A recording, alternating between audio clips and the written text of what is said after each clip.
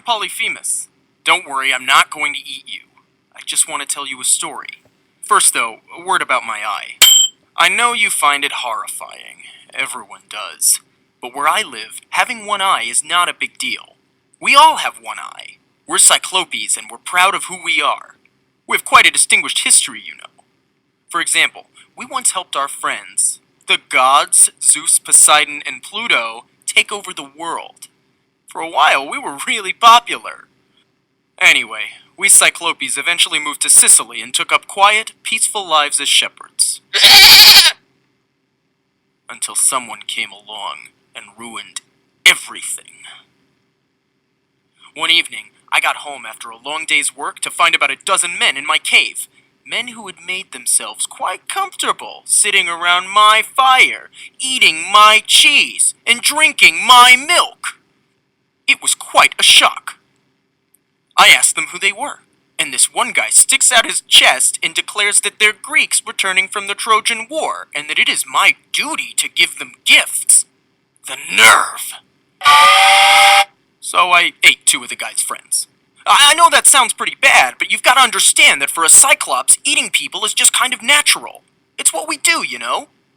So, the next day, the leader gave me a big speech about how we should be friends and offered me some wine. It was amazing wine.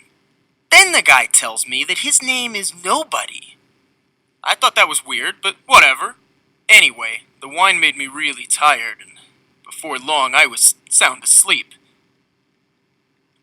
Until suddenly I was jolted awake by the worst pain I have ever experienced. Those savages had driven a hot spear into my eye. A few Cyclopes came running, but when they heard me yelling, "Nobody has blinded me," they shrugged and walked away. Oh, I was going to find that Nobody and eat him and all his little barbarian friends. But somehow, they escaped. All of them. I'd been played for a fool.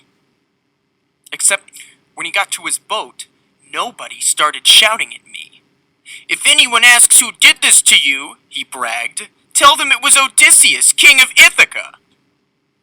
And that is where he made his fatal mistake. Now I knew his real name. I immediately told my father, who just happens to be Poseidon, the god of the sea. Thanks to my dad, Odysseus' trip home was long and miserable. Ha! So, that's my story.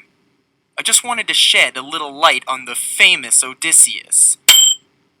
If he ever shows up in my cave again, I am so going to eat him.